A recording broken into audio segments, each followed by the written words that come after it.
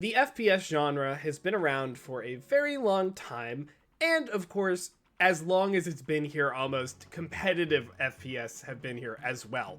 Now, these games have, in any form, heroes, just guns, whatever it is, they have established archetypes, right? And I think that the most infamous one that we all can agree on is the sniper character, the sniper rifle, anything in that regard, right? You're gonna be watching some old Widow footage while I talk about this and kind of go through some of my points here. But basically, I do want to make a disclaimer. This is about snipers. I want to talk about when are snipers healthy, when is it a good design to have snipers in your game.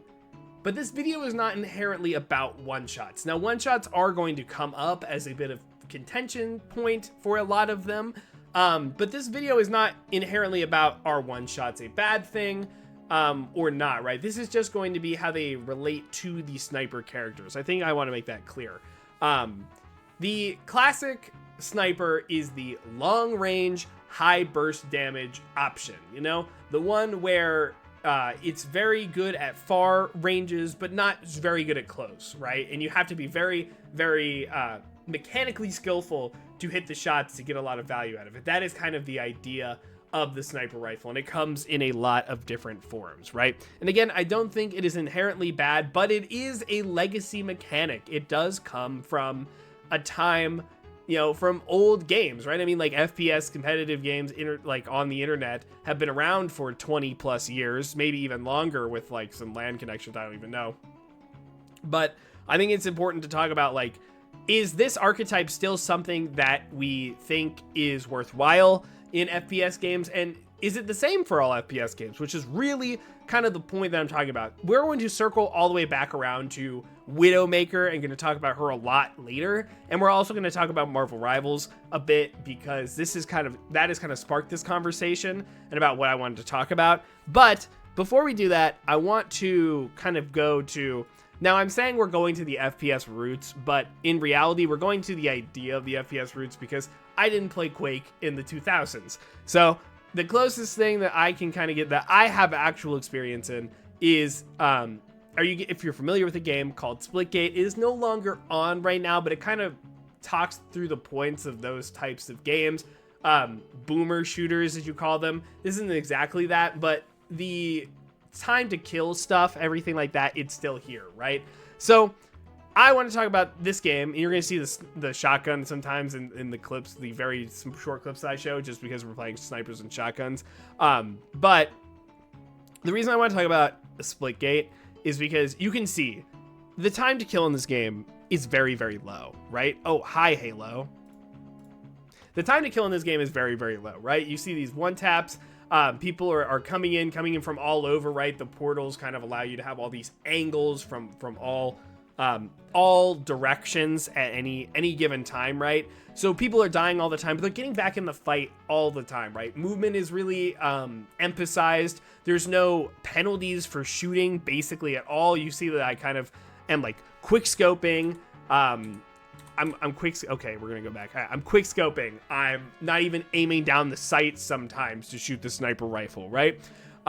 It's a very different type of game to a lot of games that we are used to nowadays. And I wanted to point that out and kind of start this video with it because I think it's possible for snipers to be fun. In fact, you're watching me play the shotguns and snipers mode. This was the mode that I found to be like the most fun playing this game. Like I legitimately really liked playing the shotgun and snipers mode because it felt so fast, it felt frantic, I was back in the action, and the gunplay just felt really good with that style. And I think that is important context because I will be talking pretty negatively about a lot of snipers in modern games, but I think just starting with an example that does it correctly at all times, right? Because in that game mode, or in that game, you can have a sniper whenever you want, or you play other game modes where, you know, you always have a sniper or something like that. Going off then onto a game that is close to Splitgate, inspired by Splitgate, I want to talk about Halo. Now, I'm specifically going to talk about Halo Infinite because that is a game I have played. shocker again, I've not really played the older Halos, but this Halo, Halo's a little different because you have to find weapons on the ground. Your time to kill in Halo is a lot lower. The movement isn't as drastic. So in theory, a sniper rifle would be really, really good. And in practice, that is the case. In fact, you are seeing me here. I am fiending for the sniper rifle, right? I am actually like just sitting on the sniper rifle spawn because I was hating playing this game so much. And the sniper was the only thing that was giving me like joy in this world. So I would just sit on the spawns like and just kind of like spawn camp the sniper. And the reason being is because it is a very, very good feeling as the sniper player to finally get through that time to kill and just let your mechanics reign free. Kind of like let the shackles go. And you're gonna see I actually hit a couple of pretty nasty shots in this clip that I will replay a couple of times.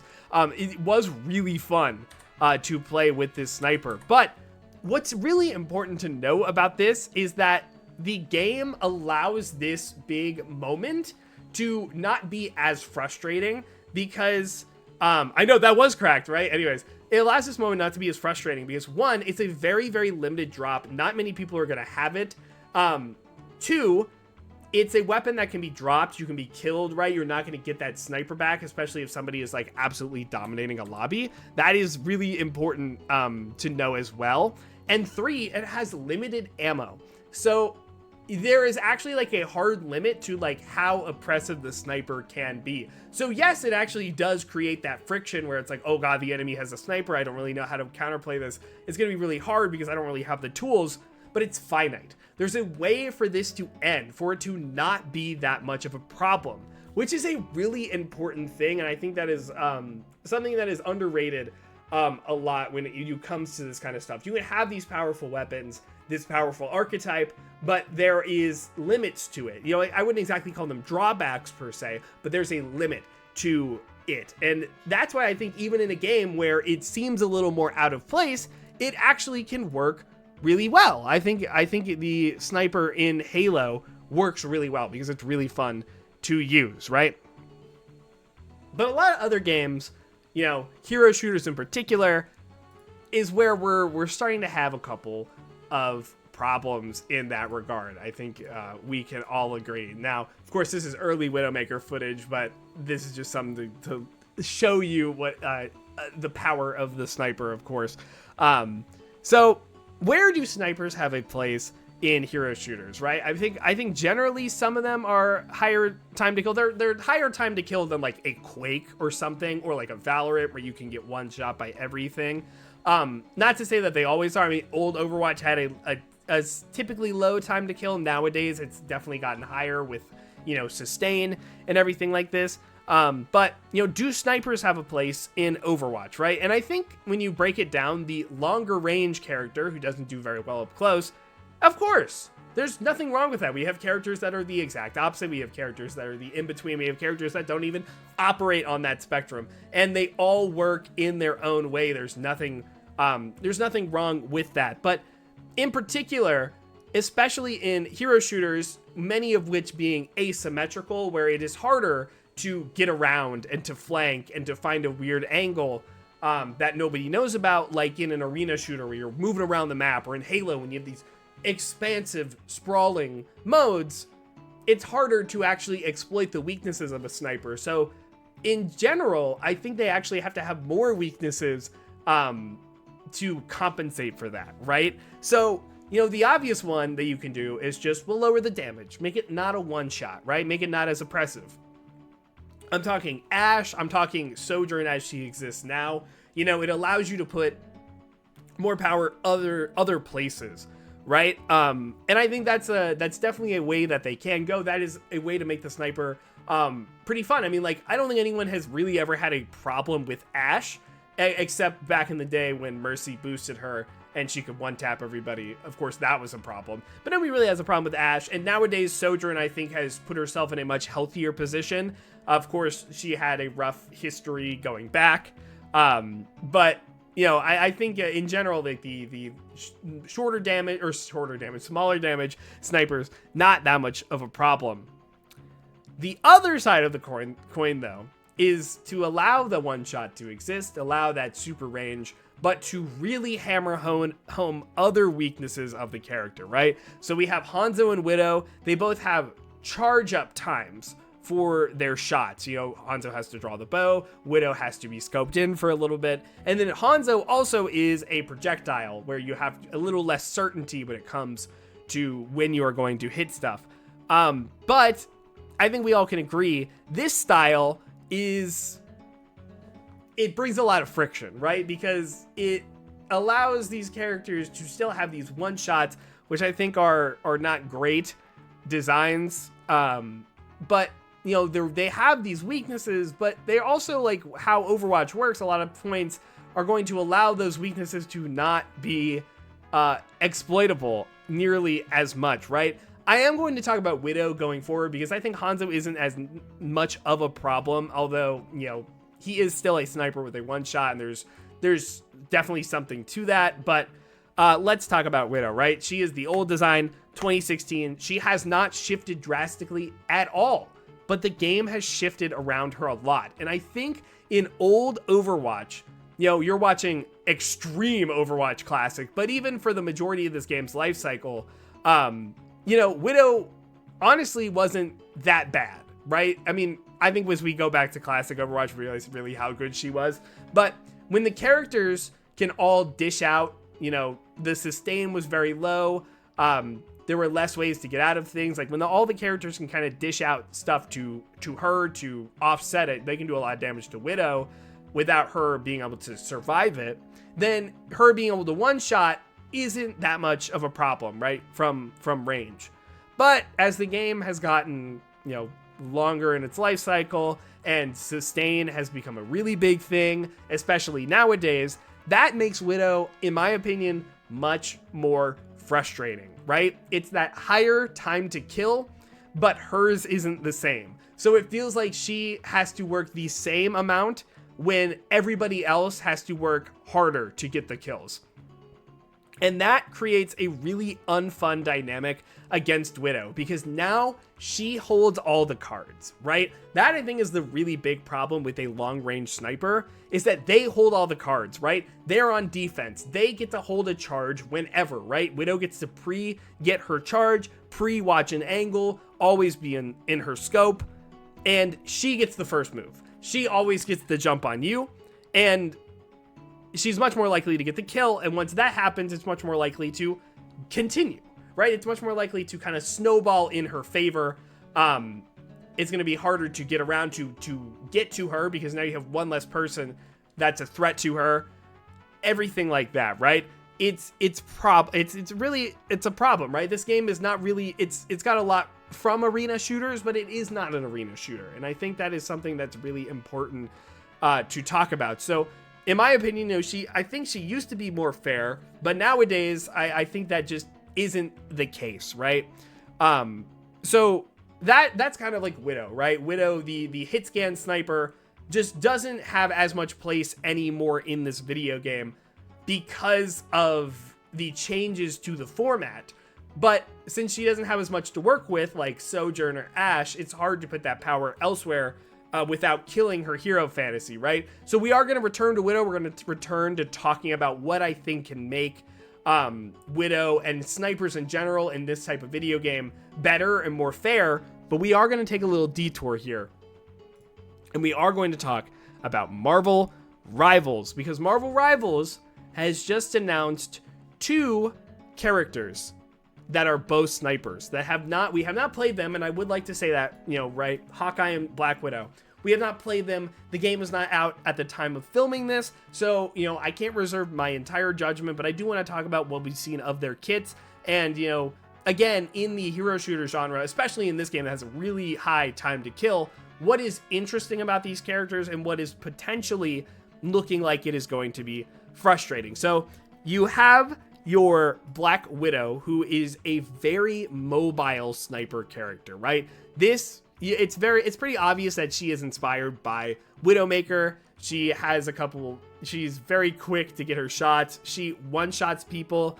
Apparently she does 250 damage, which one-shots the lowest health characters in the game but still, that's a lot of one-shots that she can do. She has ways to defend herself up close, which Widow actually doesn't have. She has increased mobility compared to Widow. She doesn't actually have a charge-up time. She kind of has like a time between shots, which is a different mechanic, right? And she's got the hypermobility and everything like that. And it is actually, to me, kind of insane watching this trailer, because this seems like something that a sniper character should not do. In fact, she feels like she's from a Quake game, right? She feels like she's from a game like Splitgate, like something else like that, where it would be a little more like in place for faster paced one-shot type of games. But she isn't. She's in an asymmetrical hero shooter where spawn times are long and time to kill is high. And she kind of gets to get past all of that stuff. And I really don't know if that is going to pan out the way that they think it will, right? So I think that Black Widow, and of course, again, the game is not out. We don't really know yet, but it feels like an extreme to me. It feels like an extreme of this character has too much. The sniper archetype is just not functioning as it should, right? They kind of remove her weaknesses and they kind of create this character that I think is going to be really frustrating to fight against. And I think that is the point, right? So that is where Marvel Rivals is kind of innovating on the regular hit scan sniper, but they also have the bow character, right? They have the bow sniper in Hanzo. Hanzo is a projectile character, but he has a really interesting mechanic. The really cool thing about Hawkeye, is that he charges up his arrow by looking at his target. You see this here? So he looks at Winter Soldier and he gets more charged the more he's looking at them. So that actually enables him to have a one-shot. I think that this is a really sick idea because it actually builds in time that you are not fully at risk of getting one shot, right? You have to be in his sightline and him looking at you or somebody else for a certain amount of time to actually be at risk of dying to this character. And I think that is actually an incredibly ingenious way to fix the sniper archetype. Now, it's actually on the character who has a projectile version, and I think it also, you know, balance aside, it may kind of charge up a little quickly, to be honest with you. Like, there could be some adjustments there, but I think that this is a really cool way to improve the sniper, right? I think there's a lot more to be done, especially in like the hero shooter genre, because the world is your oyster, the characters are so cool and unique, and the one shot is conditional, and I think that is really important. So with all that being said, right, Marvel Rivals we're going to see how this actually pans out for them in the coming days, but they are interesting designs nonetheless, if not maybe a little frustrating. But I want to circle that back to Overwatch about Widowmaker, right? The sniper archetype in the hero shooter genre. How do we improve this? Well, I think that the charge mechanic would work really well for Widow, right? The one that Hanzo has, where she has to be looking at the same target the entire time in order to get the one shot. Now, I don't want her to be worthless, like she has to start from 0 to 100 while she's like tracking them. So maybe she's allowed to charge up to half or charge up to 25% or something like that, and she has to get the rest of the way through looking at people, right? She has to get the rest of her damage through tracking. That also brings another skill to Widow, where it's not just random aim, looking at a corner, flicking, right? You actually have to add tracking to your list of skills. Now, obviously, good Widows track. I'm not trying to say that, but you have to add another skill that you have to be pretty good at to get the most out of this character. So it actually kills two birds with one stone, right? It actually makes Widow more interesting because she doesn't have as many like things in her kit. But then it also, again, makes her less frustrating. It gives you time to react, right? You walk outside and then you go, where's Widow? I see Widow. Then she has to make a decision. Does she try to greed and try and shoot you as late as possible before you go back into cover to get the most damage, or does she try and get that damage now to prevent you from doing something else after that? It actually adds so much more dynamics to this character and to playing around this character. I'm a really, really big proponent of this idea. I think Overwatch definitely should copy Marvel Rivals' homework in this regard. But I think in general, I've talked about this in the past, you know, I think if Widow has to have a one-shot, right? If we're not going to lower her damage because we need to have her unique identity, which also another problem with hero shooters is you can't really just homogenize everything to a point. You need to have your kind of characters that are the specialist or at least somewhat there so you don't kill the character fantasy. But the one-shot should definitely be a little more conditional, right? For the range and the power that you have with the one-shot, the frequency is also a really big problem, right? That's something I didn't really touch on as much, but again, like in Halo, you don't have it very often. You don't get as many shots, but in Overwatch, you have unlimited ammo forever. You can always be on Widow. She'll always have the sniper rifle. So the sniper is always a problem forever. So it being super powerful, especially in comparison to everybody else's time to kill, can be a problem, can be actually a really big problem. So I think making it up less often allows you to keep that high, keep that sniper, that one shot, the thing about Widow that we all like, or the Widow players like, rather, but minimize it. Allow there to be moments where there's downtime, stuff to do like that. I've kind of pitched in the past where maybe you let Venomine be up more often, but when you are, when you are actually poisoned by the Venomine, that's when you take an extra damage multiplier when you can be one-shot, right? So she can't one-shot you regularly, but if she sets up her Venomines properly, actively allowing that part of her kit a little more use, a little more thought to it, then you're allowed to one-shot. So you get the best of both worlds. That's kind of like one of my ideas, but I think there's a lot of ways that you could do this, you know? You could allow her to grapple more. Maybe she's not allowed to one-shot when you're in the air. I don't know. I think there's a million ways that you could kind of do this. Maybe she charges up slower in the air. Maybe she charges up faster on the ground. Maybe vice versa, right? Any way to kind of like reduce, the amount of time, the friction there, I think is definitely a good one. Also, of course, in Overwatch, I do think it is a little too easy to get the jump on somebody, especially, with Widowmaker, with all these little nooks and crannies that you can't prepare for. So if you're not allowed to one-shot all the time, or you have to take a second, like when you see somebody to actually get the one-shot, then it reduces some of that frustration of Widow being able to kill you from nowhere, and then you're not allowed to do the same back to her, if that makes sense. So I guess coming to my conclusion here, a lot of this was about Widow because it was about Overwatch, but really in general, snipers are not inherently bad for the shooter genre. They're not bad for hero shooters, right? I think snipers are an archetype that should exist because otherwise I think there would be too much close range stuff. It'd be harder to play around other stuff. Lord knows we have a lot of brawl nowadays, and I think the longer range characters do help a lot with keeping them in check. But we do have to keep into consideration the actual nuances of the game that you're playing, right? Because in Overwatch, just having a traditional sniper like this, just, in my opinion, doesn't work. It just doesn't work compared to the rest of the cast, compared to how the game plays, right? If Widowmaker were a character in Valorant, she'd actually be busted too because of her mobility, but it would actually fit in a little more, and maybe the charge up time would be a little weak, right? Like, you can't really say for sure, like, this character would be fine in this game or whatever, because we're trying to just work on, like, Widow is in Overwatch. Does she fit into Overwatch? Looking at the evidence, I would say no. Are there ways to fix her? Yeah, I think so. But that's kind of the thing, right? In like a Quake or something, in Splitgate, for example, there isn't as much to work with, right? There isn't as many knobs to tune, as they say. But in Overwatch, you have abilities, you have all these extra stuff. You can change different health values and stuff like that.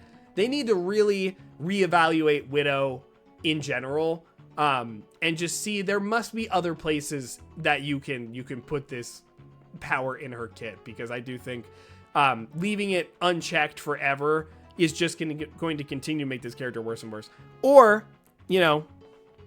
if they ever go back to that lower time to kill, 200 HP, allow the burst to exist as it does, then they could catch her individually, or just by comparison, she'll just feel better because it'll be easier to play against her. Also, I think maybe if they lowered her health, make it so that there's a lot more risk to playing a Widowmaker, you know, higher risk, higher reward.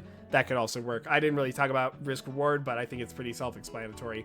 Glass cannon kind of characters, and Yada, Tracer, all of that stuff. So that is where I stand with the sniper. I think the sniper has a place in the world, but right after you subscribe, please, I want to hear from you guys in the comments below. What do you feel about snipers in general? What do you feel about them in other games I didn't mention?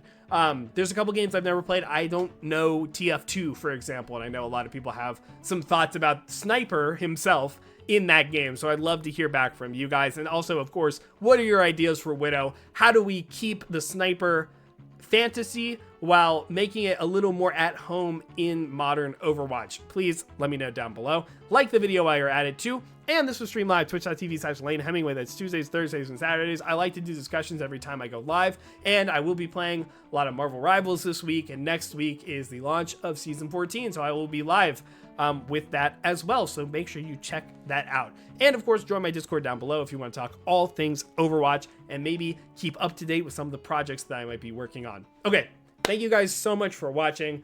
Please have a good day.